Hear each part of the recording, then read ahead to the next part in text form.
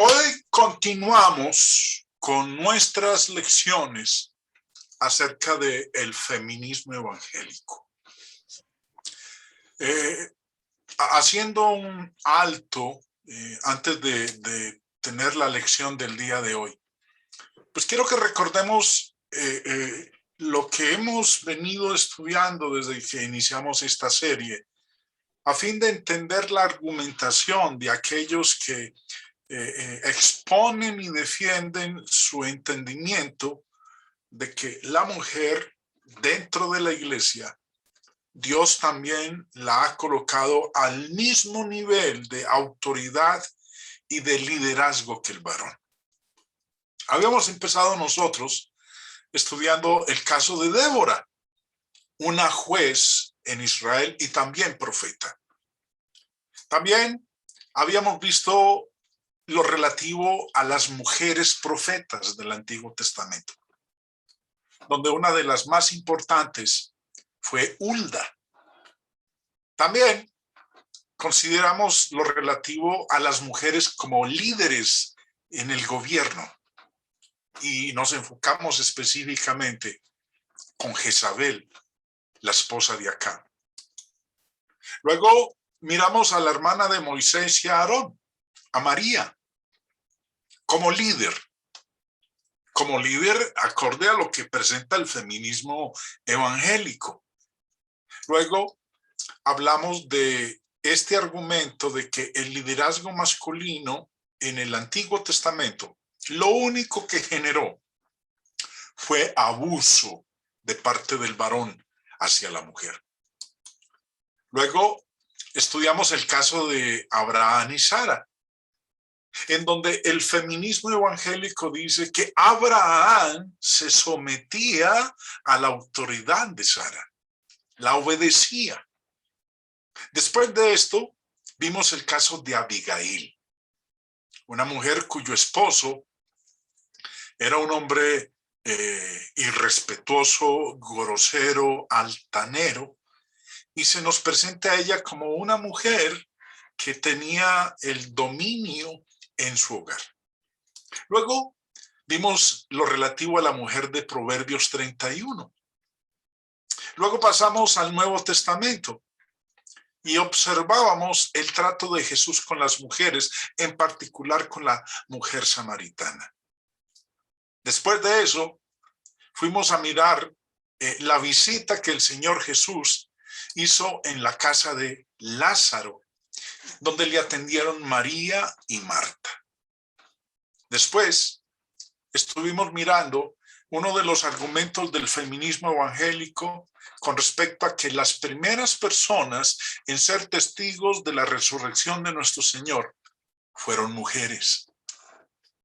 Luego llegamos al libro de Hechos de los Apóstoles, en donde estuvimos estudiando lo relativo a Priscila, la esposa de Aquila, y Apolos, un varón poderoso y elocuente en las Escrituras, y que fue enseñado por Priscila. Y lo último que vimos nosotros en nuestra última lección, la del día de ayer, fue el caso en donde presentan como argumento de que siempre que se menciona a Priscila y Aquila en asuntos ministeriales, la que va de primero en mención en la lista es la mujer, Priscila. Bueno, yo no voy a entrar a mirar en detalle lo que hemos hablado porque ya ustedes nos han acompañado en esas lecciones y los que no hayan podido estar en ellas, pues saben, hermanos, de que esto está disponible en la página web del Ancla del Evangelio o en el canal en YouTube. Ahora, vamos a continuar con otra mujer mencionada en Hechos de los Apóstoles, Tabita.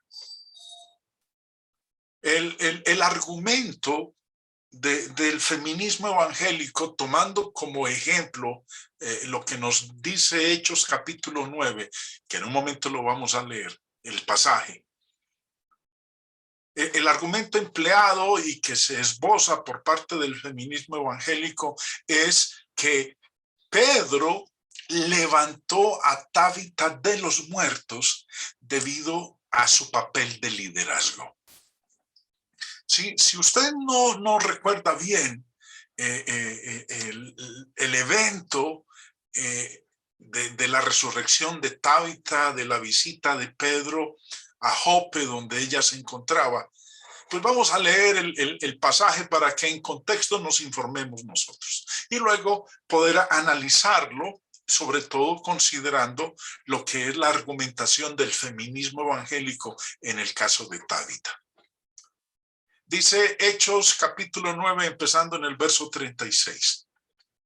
Había entonces en Jope una discípula llamada Tabita, que traducido quiere decir Dorcas. Esta abundaba en buenas obras y en limosnas que hacía. Y aconteció que en aquellos días enfermó y murió. Después de lavada, la pusieron en una sala. Y como Lida estaba cerca de Jope, los discípulos, oyendo que Pedro estaba allí, le enviaron 2 hombres a rogarle: no tardes en venir a nosotros. Levantándose entonces Pedro fue con ellos, y cuando llegó le llevaron a la sala donde le rodearon todas las viudas, llorando y mostrando las túnicas y los vestidos que Dorcas hacía cuando estaba con ellas. Entonces, sacando a todos, Pedro se puso de rodillas y oró, y volviéndose al cuerpo dijo: Tabita, levántate. Y ella abrió los ojos y al ver a Pedro se incorporó. Y él, dándole la mano, la levantó. Entonces, llamando a los santos y a las viudas, la presentó viva. Esto fue notorio en toda Jope, y muchos creyeron en el Señor. Y aconteció que se quedó muchos días en Jope, en casa de un cierto Simón, curtidor. Bueno, acabamos de leer aquí en el texto de Hechos el evento, lo relativo a Tabita. Como lo hemos hecho en los casos anteriores, vamos a citar de los escritos de ellos lo que exponen al respecto. Gilbert, en su libro Más allá de los papeles sexuales, que es uno de los que hemos venido citando bastante en esta serie de lecciones, afirma que en el texto que acabamos de leer, afirma la razón por la que por la que Pedro levantó a Tabita de entre los muertos. Y que la razón para haberla resucitado fue debido a su papel crucial de liderazgo en la iglesia en Jope. Vamos a leer lo que dice. En Jope, cuando uno de sus miembros murió, se negaron a creer que ella se había ido. Como líder de la comunidad, se la llama discípula, en Hechos 9:36. Como líder de la comunidad, se había vuelto indispensable para su vida. Mientras escuchaba a los dolientes, Pedro se convenció de que en ese momento de la vida de esa comunidad, Tabita se había vuelto indispensable e insustituible. Ella estaba cumpliendo una dimensión de liderazgo tan importante que ni siquiera Dios quería que se fuera.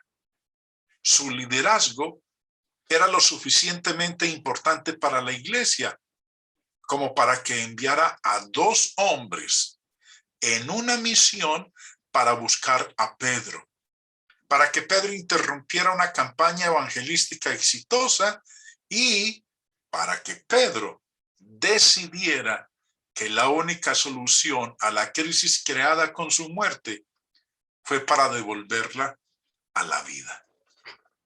Bueno, aquí está el argumento. El argumento planteado con respecto al liderazgo de Tabita en la iglesia en Jope y de la importancia que ella tenía para la iglesia. Bueno, el autor de este libro está colocando en la Biblia cosas que no existen.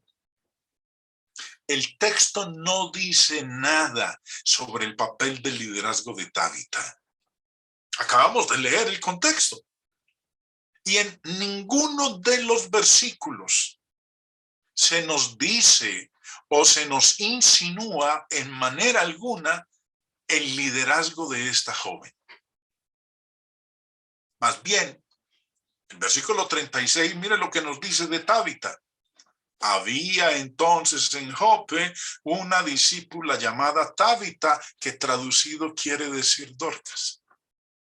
Esta abundaba en buenas obras y en limosnas que hacía.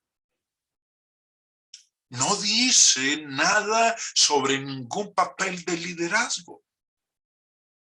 Lo único que nos dice es que esta mujer abundaba en buenas obras y en limosnas que hacía. Era una mujer bondadosa, misericordiosa, pero no se está diciendo aquí que ella tenía un papel de liderazgo en la comunidad, y mucho menos en la iglesia en Jope.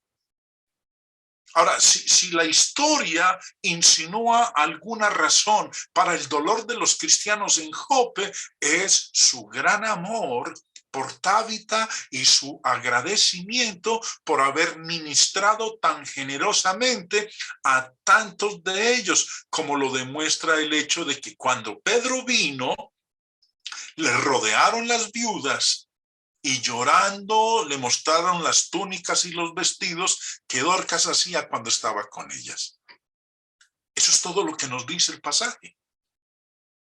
Ahora, pero devolvámonos aún aparte del argumento de Gilbert en su libro Más allá de los papeles sexuales. Dice, en Jope, cuando uno de sus miembros murió, se negaron a creer que ella se había ido. Como líder de la comunidad, mire lo que dice aquí, y lo resalté en rojo, como líder de la comunidad se la llama discípula. Bueno, que Tabita sea llamada discípula, eso no es algo extraño, no es algo inusual. No es algo por lo cual nosotros nos debamos sorprender, porque en Hechos de los Apóstoles el término discípulo es usado de una manera general para todos los cristianos.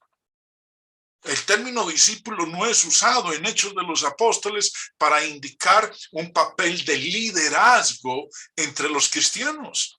Simplemente es un término general que se usa para referirse a los hijos de Dios. Es más, mire, Hechos capítulo 6 nos dice, en aquellos días, como creciera el número de los discípulos, hubo murmuración de los griegos contra los hebreos de que las viudas de aquellos eran desatendidas en la distribución diaria. ¿Cómo se refiere aquí el escritor, que es Lucas, a estos cristianos?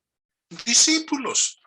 Pero eso no quiere decir que por llamarles discípulos ellos fueran líderes en la comunidad o fueran líderes en la iglesia. El versículo 2 añade, entonces los 12 convocaron a la multitud de los discípulos.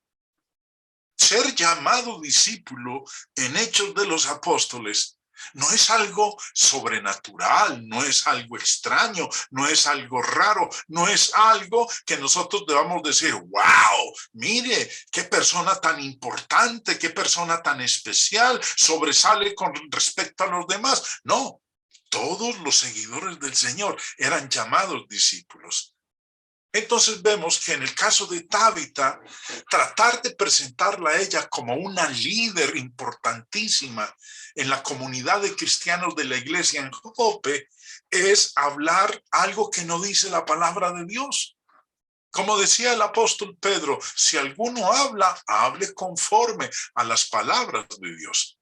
pero hablar de ella como una gran líder de la iglesia en Jope, y que por ello fue necesario que el apóstol Pedro viniera de Lidia para resucitarla, porque hacía falta como líder en la comunidad, y si no estaba presente, esa comunidad a lo mejor desaparecería. Es hablar donde Dios no ha hablado.